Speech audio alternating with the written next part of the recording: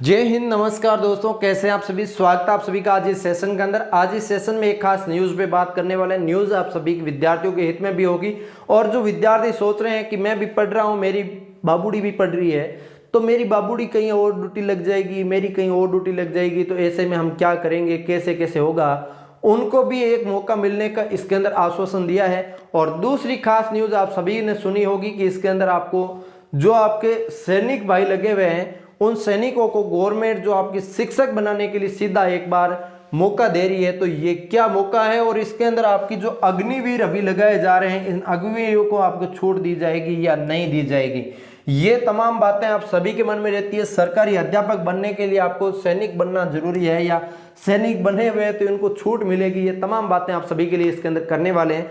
Session में आगे बढ़ते हैं और न्यूज़ बताते हैं, उस न्यूज़ के आधार पर आप बात करेंगे। इसके अंदर पॉइंट टू पॉइंट अपने डेडिकेटेड बात करने वाले पूरे कंप्लीटली। ठीक है, सबसे पहले बात करता हूं यहाँ पे आपके लिए, देख सकते हैं आप 16/4/2024 की ये न्यूज़ है आपके लिए। और इस न्यूज़ के अंदर देखिएगा आप सभी के बीच में जयपुर की ये खबर है जिसके अंदर शिक्षा विभाग में पूर्व सैनिकों को सरकारी अध्यापक बनाने की तैयारी। ठीक है, शिक्षा मंत्री मदन दिलावर ने कहा ऐलान। ठीक है, और इसके अंदर मुख्यमंत्री को जल्द ही भेजेंगे इस संबंध में प्रस्ताव। बीएड के बराबर योग्यता मानी जाएगी, पूर्व सैनिक होना, मेरिट और आरक्षण के आधार पर बनेंगे अध्यापक, वीरांगना और आश्रितों को भी मिलेगी अनुकंपा नियुक्ति।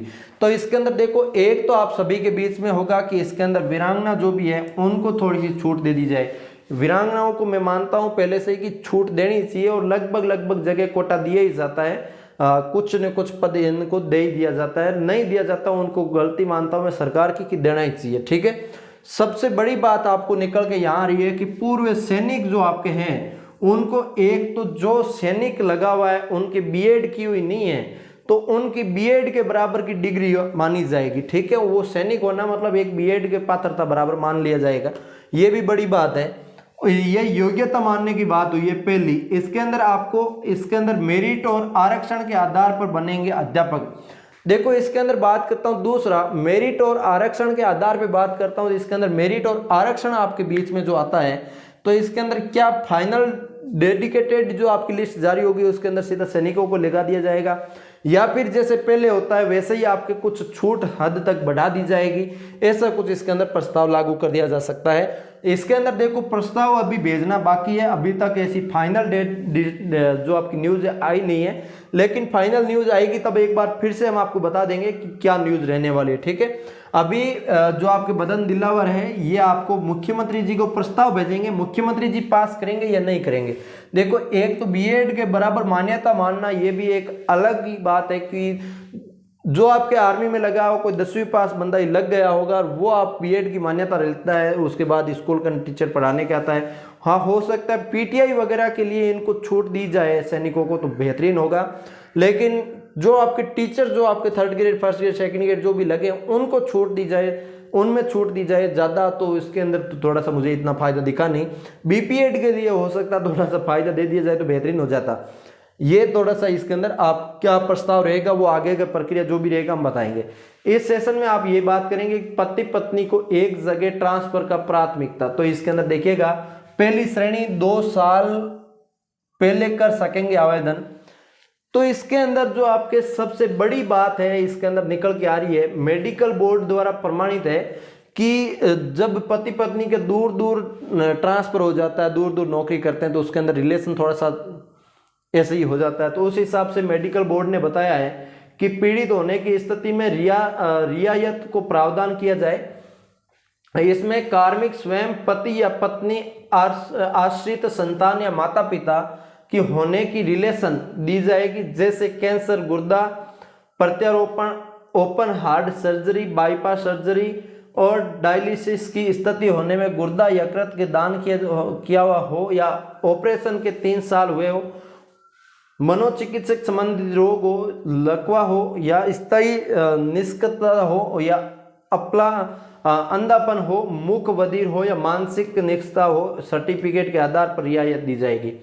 ये जो 2 साल पहले जो इनकी रियायत दी जाएगी कि 2 साल आपको बाहर कहीं गांव में ड्यूटी करनी पड़ेगी, उसके बाद शहर में मिलेगी। तो ये 2 साल के अंदर ही इतने सारे लोग जो मैंने अभी बताया आपको, ये पहले ही आवेदन कर सकते हैं ट्रांसफर के लिए। ठीक है, आपको ट्रांसफर रणनीति वो पहले वाले सेशन में देखी होगी, नहीं देखा है तो मैं एक दिन सेशन वो ले आऊँगा जिसमें आपको अच्छे से समझा दूंगा कि ट्रांसफर रणनीति थोड़ी सी बदली जा सकती है आपके लिए। और इसके अंदर बात करूं, राजस्थान सरकार केंद्र की तर्ज पर राज्य कर्मचारियों को अधिकारियों को ट्रांसफर पॉलिसी बनाएगी, जिसमें प्रावधान किया जाएगा यदि पति पत्नी दोनों सरकारी कर्मचारी है और दोनों की पोस्टिंग अलग अलग जगह है तो उनको एक ही जगह पोस्टिंग की प्राथमिकता दी जाएगी। जो भी मेरे छोटे भाई बंधु, बड़े भाई बंधु जो भी तैयारी कर रहे हैं, उनको मैं भाई बंधुओं को बता दूं, भाई बहनों को बता दूं कि आप अच्छे से अब तैयारी कर सकते हैं, क्योंकि आप दोनों नौकरी लगेंगे, दोनों एक ही क्षेत्र के अंदर नौकरी कर पाएंगे। अलग अलग डिपार्टमेंट होगा तो भी आप एक क्षेत्र में कर पाएंगे। कहीं आप शहर के अंदर रह के नज़दीकी गाँव के अंदर, नज़दीकी शहर के अंदर जहाँ भी ड्यूटी करना चाहें वहाँ कर सकते हैं, बेहतरीन तरीके से कर सकते हैं। दोनों को गवर्नमेंट जॉब होगा तो बेहतरीन होगा। और पहले क्या होता है, एक की ड्यूटी आपकी बांसवाड़ा ठोक दी, एक की आपकी बाड़मेर ठोक दी, तो इस हिसाब से थोड़ा सा दिक्कत हो जाता था। लेकिन ये दिक्कत आपकी सुलझाने के लिए गवर्नमेंट आपके लिए काम कर रही है। देखिएगा, शहीद के आश्रित परिवार को सदस्य होने की स्थिति में दूरस्थ डार्क जोन हार्ड एरिया में, और इसके अलावा बात करूँ यहाँ पे आपके कार्यरत है तो कर्मी को जिन्होंने नियत अवधि तक कार्यकाल पूर्ण कर लिया है का ट्रांसफर हो सकेगा। भूतपूर्व सैनिकों को, उत्कृष्ट खिलाड़ियों को भी प्राथमिकता दी जाएगी। स्थानांतरण के लिए आवेदन वर्तमान पदस्थापन की स्थिति 2 वर्ष अवधि पूरी होने के पर कर सकेंगे। 2 साल की गणना प्रति वर्ष 1 अप्रैल से मानी जाएगी। ठीक है, अब ये 1 अप्रैल से 2 साल की गणना मानी जाएगी। आप इस हिसाब से देख सकते हैं अपना कहाँ से आपको वहाँ पे ट्रांसफर करवाना चाहते हैं। ट्रांसफर की पॉलिसी बहुत जल्दी आप सभी को देखने को मिलेगी। उम्मीद है शानदार तरीके से आपको इस सेशन में समझ में आ चुका है। हम पूरी तरीके से आपको डाटा एक बार दिखा चुके हैं। आपका और भी कोई डाउट रहे तो मुझे कमेंट करके बता सकते हैं। हम मिलते हैं किसी नए सेशन के साथ, तब तक के लिए जय हिंद, जय भारत।